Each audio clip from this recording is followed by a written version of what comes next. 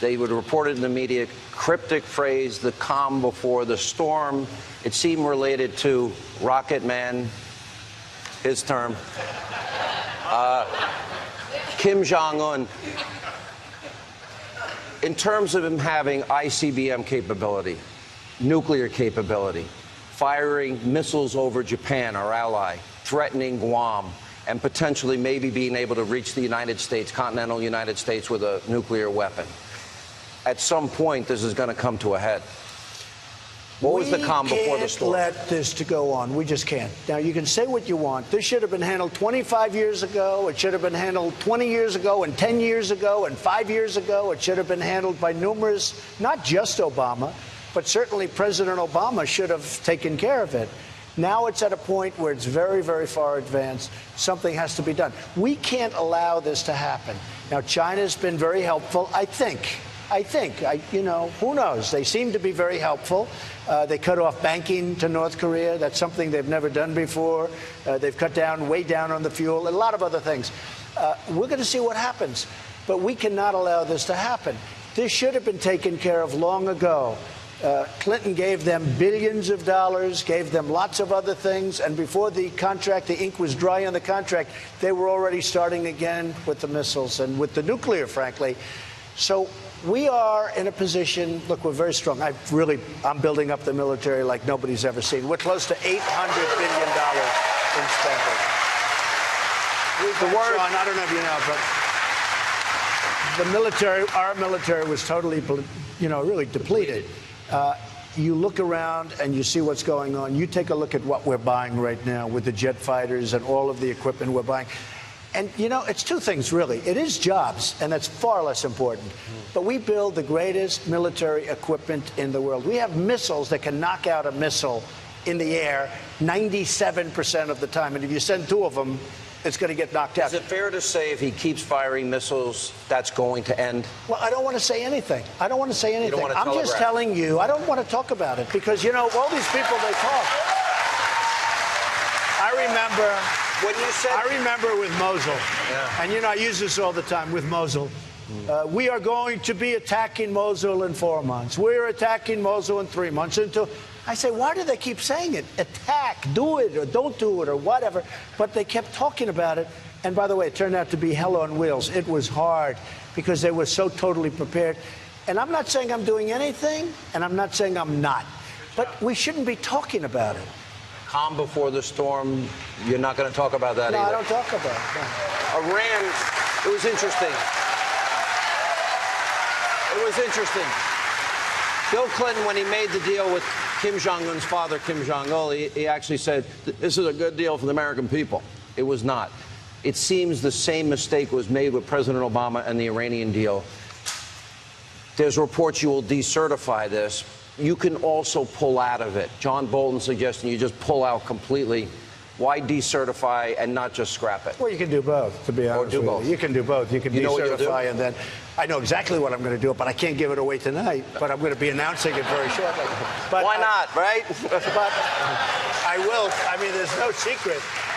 I think it was one of the most incompetently drawn deals I've ever seen. $150 billion given. We got nothing. We got nothing. They got a path to nuclear weapons very quickly. And think of this one. $1.7 billion in cash. This is cash out of your pocket. What? You know how many airplane loads that must be? Did you ever see $1 million like a promotion where they have $1 million in $100 bills? It's a lot of... This is $1.7 billion. You'd almost say, who would be authorized to do it? And who are the people that deliver it? You may never see them again, right? But, plane loads. But just plane loads. So this is the worst deal. We got nothing. We got nothing. So I'm not giving anything away, but I've been saying this for a long time. You have people dancing and screaming in the streets of Iran. Now, I have to tell you, those people are possibly staged because I happen to believe the people of Iran are great people and they want freedom and they want to be sort of friendly with us. I really believe that.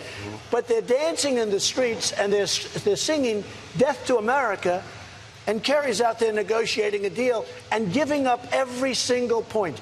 He'd go in, we'd like this, you're not having it, done, done, done. It's the worst deal I've ever seen.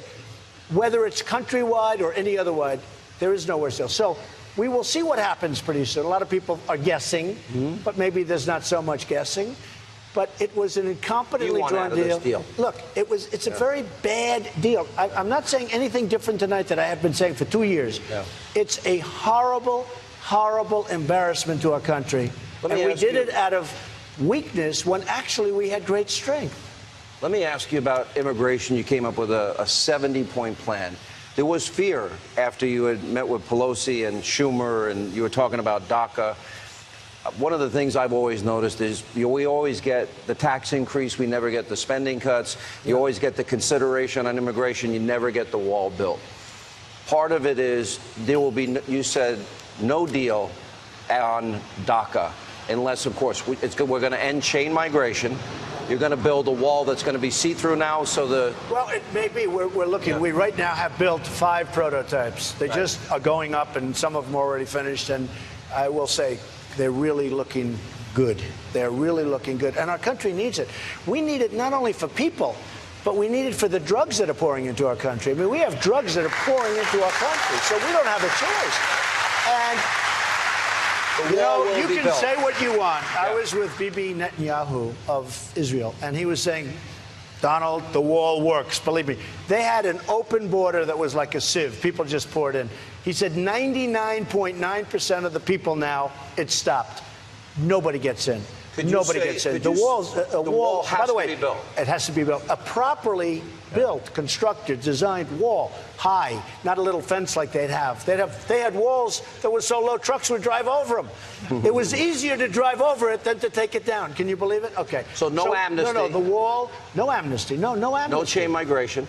Chain migration is one of the disasters. You allow one person in, and that one person brings in 10 or 12 people. No DACA until that you fund the wall. DACA, look, we have 800,000 people. They're not necessarily young. You know, a lot of people think they're children. I guess they average from 16 to 39 or so.